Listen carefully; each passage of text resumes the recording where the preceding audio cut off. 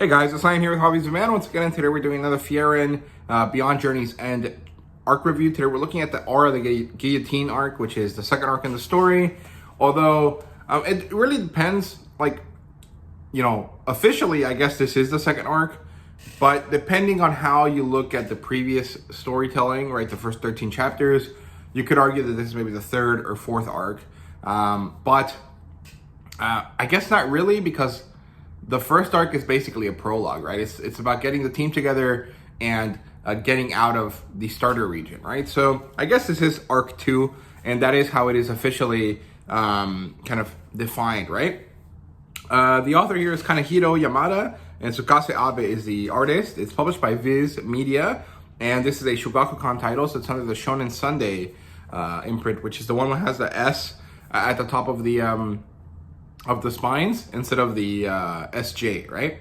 They look different. So yeah, the demographic of course is shonen, and the genres here are fantasy, slice of life, coming of age, and adventure in general, right?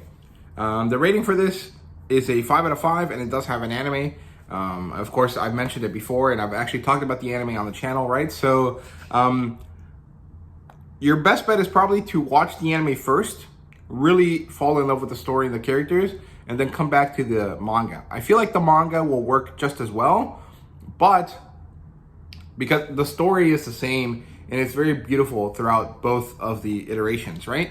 But I think that the anime, of course, makes it easier to fall in love with it because it has more artwork. It has more animation, more fluidity to the way it works. It has music and it has color, and it really just kind of really helps you get in the mood that it's trying to set for you much easier, right? But it doesn't really make too much of a difference either way. I think they're both phenomenal iterations of the story, right? Okay, and premise-wise, it's pretty basic. Fern and Stark and Frieren, who are our main team at this point, have managed to finally make it out of the initial southernmost region of the world, where it's very peaceful and calm, right? They have moved on to the next section, and they're doing this because they need to traverse this region in order to get to Aubers, which is the magical city, right? And they have to get to this place where they have to meet with the Graf to let them pass, because the city closes itself, right? This is the border town. Anything beyond this is where the demons live. Anything below it is where only humans live, right? And so they get to this place, they get to Graf Granat's town, and while they're there, Frieren immediately sees demons, which look like humans, but they have horns, and she's about to murder them because Frieren deeply despises demons, and she understands that they are not people, that they are only monsters, right? And because this town apparently is trying to do work with the demons to try to come to a peaceful resolution to kind of avoid continuous war, she is imprisoned. And this kind of is the first time we see Frieren display strong emotions, and so it's actually quite powerful in my opinion. It's also one of the reasons why there's a lot of discourse about the series, especially in the Western kind of side of things. And I'll get to that when it's important in the world building section. But there is these memes or these concepts where people are just stupid and don't understand the way the story is being told, and try to say that Frieren is a shitty racist or whatever because she wants to kill demons. They're saying it's hate crimes and stuff like that. And well, if you read the story, that is literally not the case. Demons have intelligence, but they are ultimately just monsters. They're not people. And so Frieren is completely justified because they're the worst monsters possible, right? But we'll get to that in a bit. So she's imprisoned. Graf, the boss in charge, and this is kind of concerning because I'm not sure if Graf is his name or his title, because they mentioned the Graf in different arcs, and I'm not sure that they're talking about this specific Graf, right? So maybe his name is Granat, but I don't know if Graf is his title or his first name. So let's go with the Graf. Meets with Lugner, who is the leader of the demon envoy, and they talk, and Lugner lies consistently, all the time, while he's interacting with them. And Stark can figure out that Aura the Guillotine is around, that she is like the leader of the demons in this region of the world. And this is concerning because she is one of the demon generals that was terrorizing the people 70 years ago when Frieren and Himmel and Heiter and Eisen went to defeat the demon lord, right? And the fact that she's around and she's still here means that this town is in danger, means that the South is in danger, right? And so we see them kind of walk around trying to figure out how they're going to get Frieren out of prison. Then we get to see this other character called Drott, who is Lugner's subordinate, go to the prison cell where Frieren is and tries to kill her. And she murders him amazingly. Like, the way that she destroys this guy is awesome.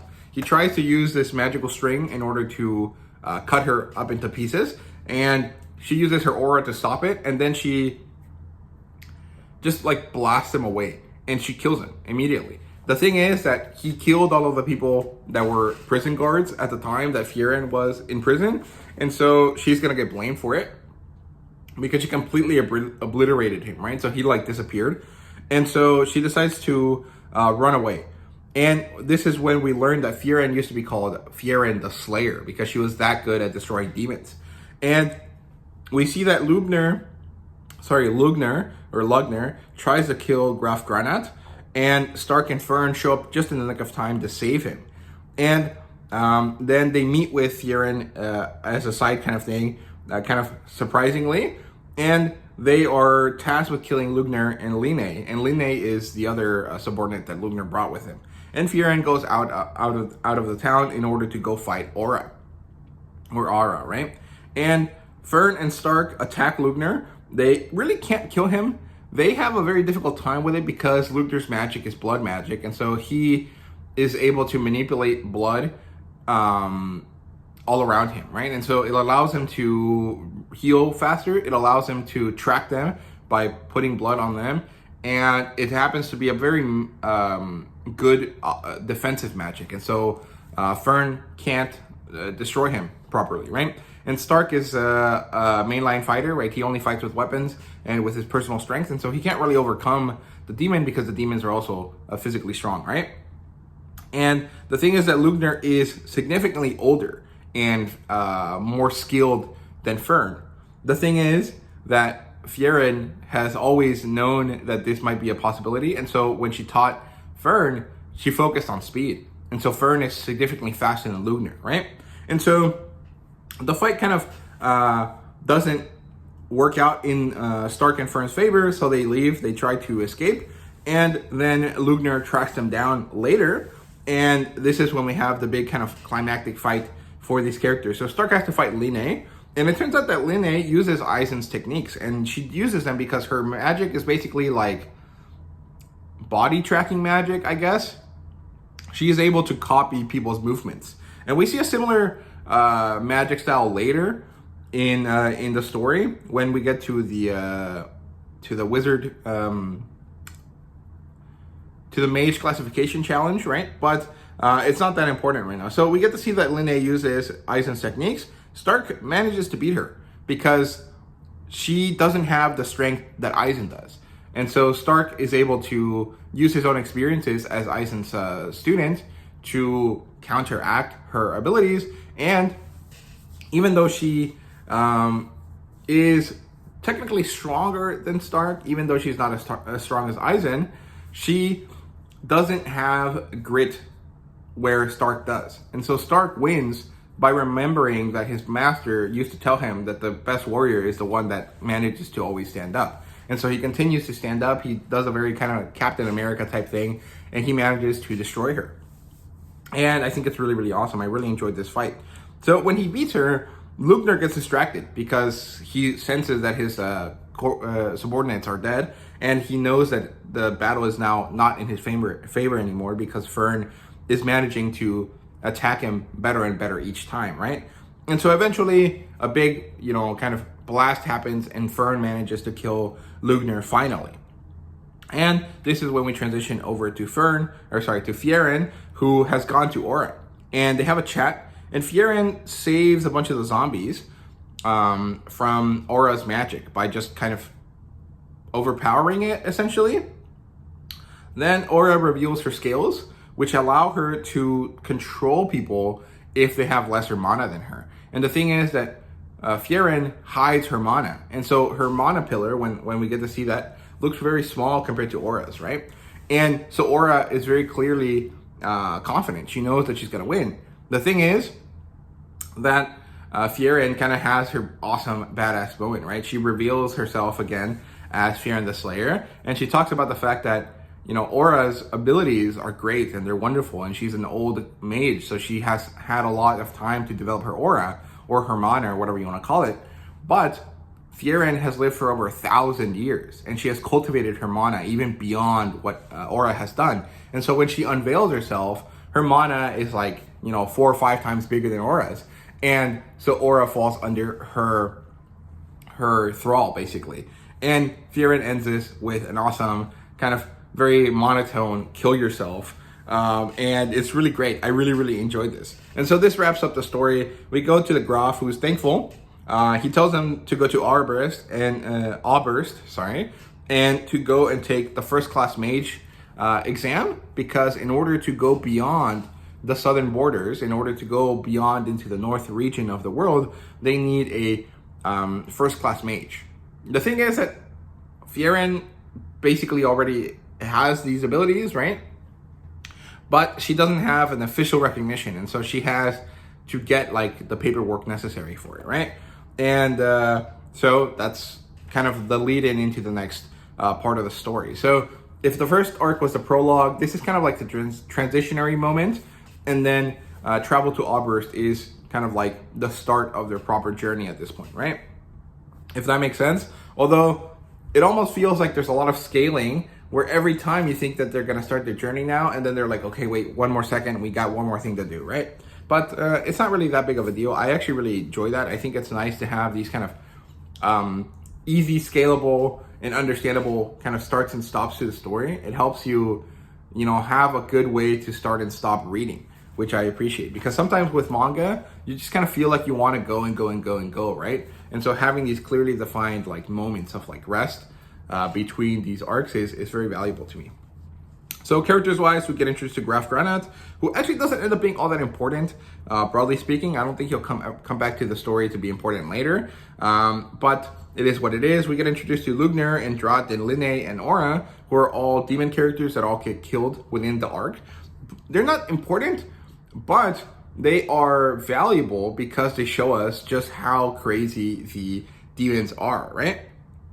And if I remember correctly, there is a story in here in the plotline at some point that illustrates Frieren's thought processes, right?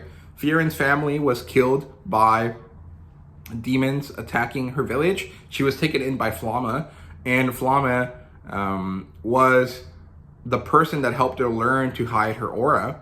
And this is all a ploy in order to get demons to think that they're weak mages. And if they think that they're weak mages, they will eventually fall to their blades, right? Or fall to their magic, because Frieren and Flamme are significantly stronger than they seem, right?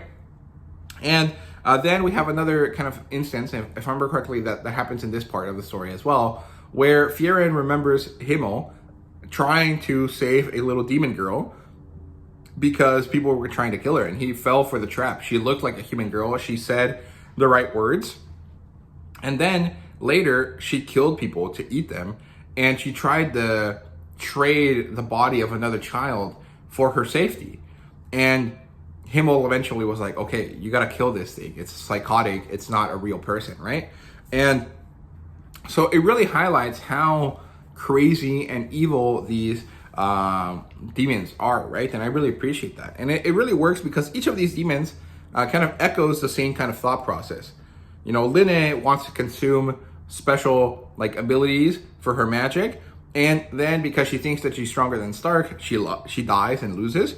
Drat thinks that he's better than Frieren and then dies because she's significantly stronger than him. And Lugner continuously lies in order to try to get what he wants out of stuff, right? And then Aura just believes she's herself so strong that she doesn't take into account that there might be trickery involved, right? Even though the whole thing about demons is that they mimic and they trick people in order to try to get stuff out of them, right?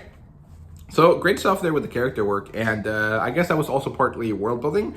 But yeah, so world building wise, demons are introduced. They're basically fake people. Their hunting strategy is to mimic humans, and it works really well for them, especially early on when humans were not magically able yet. But that slowly changed over time. Flamma was really the reason why humans could start fighting against demons again, and we learned that Frieren is the slayer, that she has been hunting demons for generations at this point. And we know that mages have mana, and that their mana grows as they train and as they age, right? So technically, the older the wizard, the stronger they are. The thing is that at that point, they might be so strong magically, but they're probably not that strong physically. And so there's this counterbalance that happens where, sure, they get stronger magically, and that is meaningful, but they're also kind of weakening as individuals, and that's kind of a bad thing, right? And so it kind of creates this balancing system for them inherently, and I think that's cool. It also means that characters like dwarves and elves can avoid these kind of issues because they maintain themselves for much longer than humans, right? A human might peak at like 50, and even though their mana grows more, their abilities wane because they're just older, right? So, I don't know, very cool stuff. I really enjoy this kind of world building aspect. And I really love the demons, right? And so, when I was talking about the stuff where people think that Frieren is racist, I think that is ultimately because they're not understanding what the point of the story is, right? Like, the story is that they're going beyond this kind of journey, right? And they need villains to keep the story interesting. And so demons are created to be that, right? They exist as this sort of evil race, and there's nothing redeeming about them. And there is no need for people of this sort of style, of this sort of reality to be redeemed, right? Like, I think that we in like the US specifically, although maybe more broadly in the West, kind of fall for this like postmodernist kind of idea where we want to question everything and leave everything in gray areas when it can't be black and white, especially in stories where the point of them is to keep you entertained, not necessarily to make you understand or empathize with people all the time, right? And the thing is that even though these characters are not supposed to be meant to empathize with, people are doing so, right? And that's not really a failing of the story or bad themes from the story, right? Like, racism is not a theme of Frieren. You're choosing to, interpret it that way because you're so postmodernist that you can't understand that this is supposed to be black and white, right? And I don't mean you, the viewer. I mean like the people that are saying that Frieren is a racist, right? And so, broadly speaking, I just think that sort of commentary and that sort of kind of thought process is either being used for clicks, just to get people to interact with them, to tell them that they're wrong, which I guess is a good technique, but really, dude, like, just make better stuff. If you can't get people to watch your stuff without clickbaiting them or forcing them into outrage, maybe you're not meant to make videos, right? Or maybe you're not meant to make content. Or maybe you need to focus on making different content, right? So that's one reason why I can think people try to do this. And the other one is just because they're bad at reading. Reading comprehension is definitely on the down, right? It's going down. People are less likely to understand stuff when they read it now. But I don't know. It's just really, it's kind of weird, especially because initially there was really no hate for Frieren. And then it was only like 6 or 7 months later, after, people kind of had gotten over the initial hype for Frieren, that these sort of takes started coming out. And at that point, those takes don't really feel honest or realistic to me. They feel like just ploys to get views, right? To get clicks. So I don't know. That's it for that, right? In terms of artwork and fan service, the artwork is amazing. I love it. I think it's really fun. I like the anime a little bit more. I think the style there is a bit better. It's also just because panels are given more attention in the anime, right? Like, they can look bigger. But I really enjoy the artwork here. I think it's very nice. It's very enjoyable. It has a little bit of a cartoony vibe to it, in my opinion, but it also manages to be very, very enjoyable and beautiful looking, right? There's no fan service at all in this story either. But I think there is at some point later on into the story, we start to get some raunchy jokes here and there, right? Especially with the introduction of some other characters, right? So, yeah, overall, artwork and fan service, no big deal here. The artwork was great, like I said. Ratings-wise, it's a 5 out of 5. I thought it was awesome. This is probably... So, Soul Track And the destruction of the previous general, what was his name? Let's see. Of Qual was probably the first time we get to see Frieren be a badass, right? But in this one, we get to see Frieren be like the baddest of badasses. And I thought that was awesome, especially because it's kind of still early on in the story, and it's kind of necessary for people to understand that this character has more to her than UFC, right? Like, she's not just this like kind of lazy person that's just kind of walking through life kind of slowly because she has no rush, right? She is someone that has a lot of intensity and a lot of power when necessary. It's just that it's rarely so, right? Like, it rarely is necessary to use it. And so I think it's nice to remind people of this. And so I appreciate that they made this kind of arc happen, and that they made Aura the Guillotine like an important antagonist for Frieren, right? So yeah, those are my thoughts on this. Let me know what you thought down below. Thank you so much for watching. I hope you guys enjoyed, and see you guys later.